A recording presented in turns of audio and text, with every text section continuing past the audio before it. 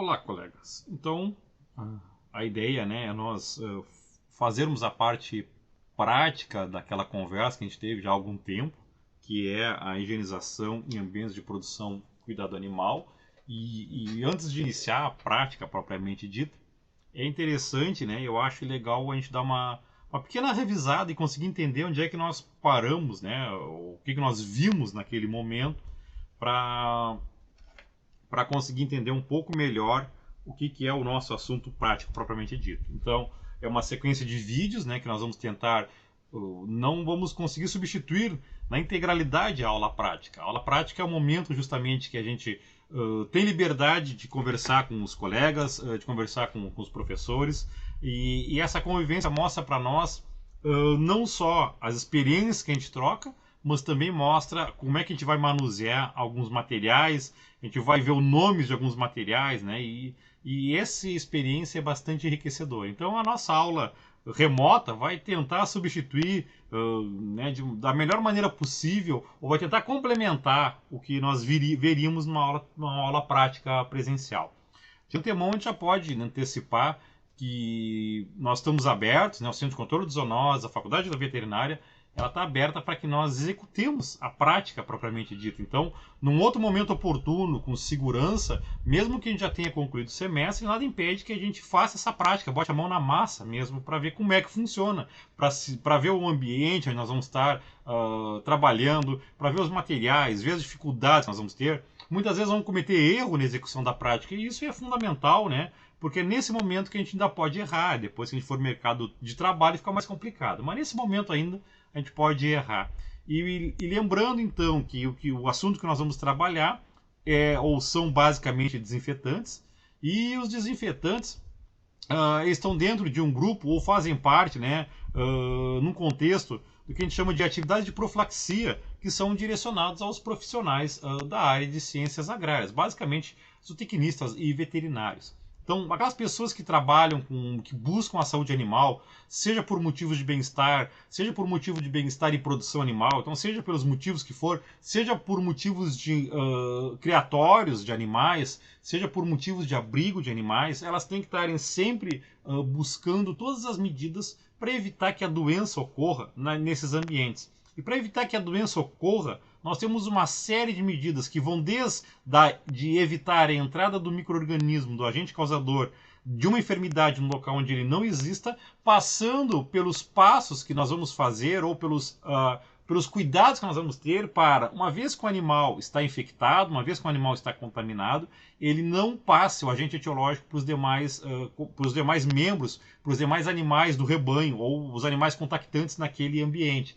Então as medidas de profilaxia são várias, e a gente viu na aula teórica que vão desde medidas que são medidas adotadas para locais onde nunca teve, então medidas de prevenção dentro da profilaxia, que passam pela vacinação, por uma quimioprofilaxia, pela própria quarentena, passando por medidas, né, de controle, que são as medidas que nós vamos utilizar para evitar que o micro-organismo passe de um animal para outro, entre os quais a gente pode citar aqui os desinfetantes, passando, né, chegando até medidas de erradicação, que já são medidas bem mais drásticas, que nós vamos utilizá-las com a finalidade de erradicar o micro-organismo, ou seja, a prevenção não funcionou, o controle se mostrou adequado, nós conseguimos evitar a passagem, a multiplicação de micro-organismos e o aumento do número de casos. Então, a partir desse momento, a gente pode pensar em estabelecer um novo parâmetro, que é justamente, né, então, fazer medidas para erradicar a enfermidade. Claro que isso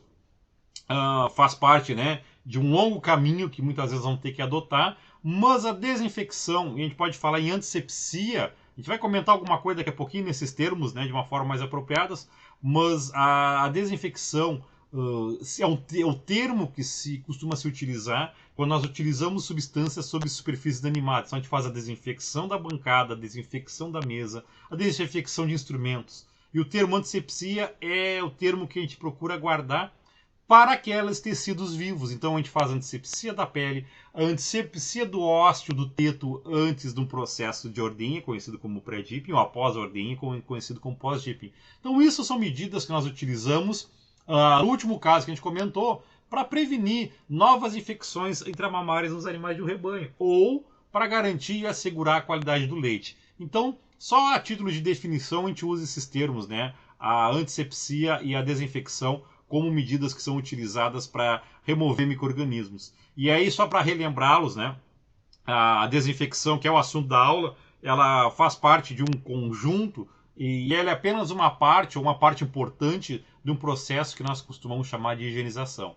Então a higienização nada mais é do que um processo onde nós utilizamos substâncias onde a finalidade da higienização é destruir micro-organismos que causam doença, ou seja, destruir micro-organismos patogênicos. E ao mesmo tempo é manter micro-organismos que causam uma deterioração ou que causam problemas a níveis considerados seguros.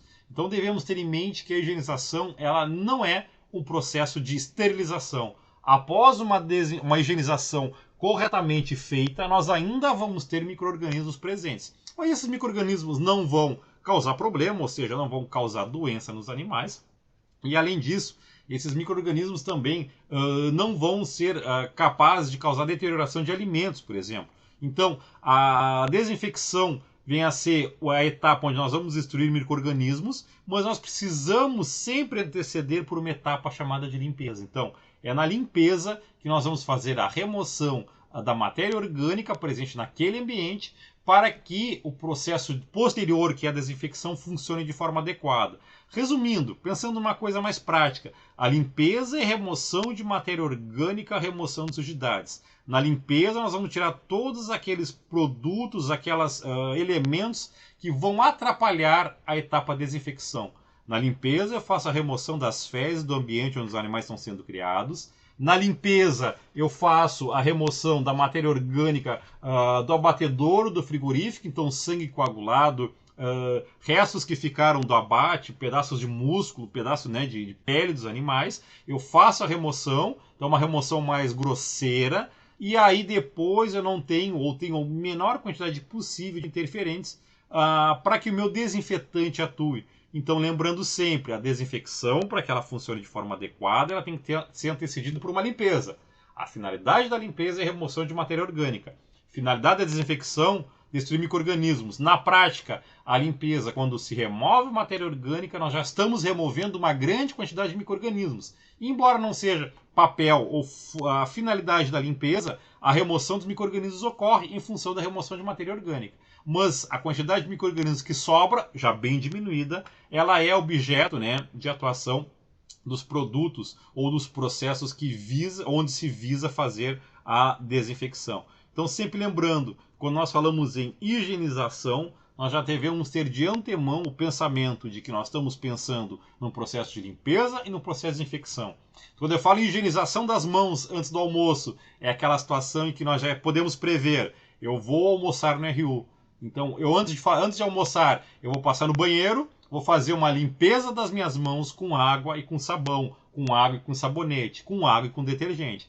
Eu faço uma limpeza, removo matéria orgânica, seco as minhas mãos com papel toalha e, posteriormente, antes de pegar o meu prato para me servir, eu passo álcool em gel nas mãos, cuja finalidade é fazer a desinfecção. Como é uma pele, como é um tecido vivo, nós vamos fazer um processo de antisepsia. Então, antes do almoço tradicional, quando nós estamos em atividades presenciais, nós fizemos uma limpeza das mãos e uma posterior desinfecção. Então, pessoal, sempre guardem, embora essa ideia seja bem básica, o exemplo do RU seja uma coisa bem básica, guardem esse exemplo para pensarem e extrapolarem para aquela área que vocês gostam de trabalhar. Então, eu removo os animais do meu sistema de criação de aves, faço uma remoção da cama, eu faço a limpeza. Posteriormente, eu faço a desinfecção. Então, sempre lembrando, higienização é um processo onde nós vamos ter a segurança de não termos micro-organismos que vão causar uma enfermidade ou causar deterioração de um produto, de um alimento, ou interferir na qualidade de um ambiente. E a higienização sempre ela leva em consideração etapas de limpeza e etapa de desinfecção. Não é assunto da nossa aula de hoje, mas só para a gente relembrar o conteúdo teórico, a limpeza é feita com agentes de limpeza. E agentes de limpeza, a água é o agente principal, muitas vezes adicionada de outros produtos que são chamados de detergentes. Então, detergentes Nós temos vários exemplos, desde detergentes que vão quebrar a tensão superficial da água, detergentes que vão remover a gordura, detergentes que vão remover matéria orgânica juntos com minerais, detergentes que vão ser utilizados com a finalidade de alterar o pH da água e detergentes que têm a finalidade de quelar ou de se ligar a minerais presentes na água, fazendo com que a água, ou ajudando com que a água funcione de uma melhor forma possível, uma forma mais eficiente, para que a limpeza seja assegurada na sua integralidade. Então, nós temos desde produtos comerciais, que a gente ouve falar, ouve propaganda e recebe propagandas, prospectos periodicamente, ou e-mails mais atualmente, né? Até aqueles detergentes que vão fazer parte do dia a dia do veterinário, dia a dia do zootecnista, que são os detergentes alcalinos, também muitas vezes com nome comerciais, detergente ácidos, muitas vezes com nome comerciais, que são utilizados na rotina dos processos de higienização do equipamento de ordenha. Então, se a gente falar com um produtor rural, se a gente for orientar um produtor rural, certamente a gente vai falar diversas vezes o termo detergente alcalino. Vários detergentes, só a título de curiosidade, também vários, né, vão funcionar como desinfetantes. O que vai variar vem a ser justamente a concentração do princípio ativo. Ainda no assunto de hoje, no assunto da nossa prática remota, né, que nós vamos trabalhar, nós vamos levar em conta também, pessoal, eu já peço, né, desculpas de antemão para vocês, que nós não vamos ter como fazer a aula, basicamente uma aula remota, e muitas vezes vamos tocar em nome comercial de produtos. A ideia não é fazer propaganda, a ideia não é incentivar o uso desses produtos, já que existem vários produtos que têm nomes comerciais diferentes com o mesmo princípio ativo, mas a ideia é que a gente consiga relacionar o nome à pessoa e a partir daí extrapolar aos produtos, né, que nós vamos utilizar. Só para iniciar o tema, né, já que para que a gente consiga colocar essa aula para ficar disponível para vocês no YouTube, em função de utilizar o sistema gratuito do YouTube, o máximo que eu posso utilizar de tempo é 15 minutos. Então, esse primeiro tópico, né, para incentivar os demais, eu termino com essa imagem que demonstra os primórdios dos processos cirúrgicos humanos, onde nós temos um médico, né, o Joseph Lister, que se interessou por várias áreas dentro da medicina, e aqui está ele, né, utilizando o seu aparelho para fazer a vaporização do fenol. Então, o fenol foi o primeiro antisséptico utilizado, cuja finalidade era remover micro-organismos da superfície da pele das pessoas antes da incisão cirúrgica, num período em que, grande parte das vezes, as pessoas morriam pela infecção hospitalar depois da cirurgia. E não era mais fácil morrer de infecção hospitalar do que propriamente da moléstia que nos acometia. Então, Joseph Lister começou a mudar esse cenário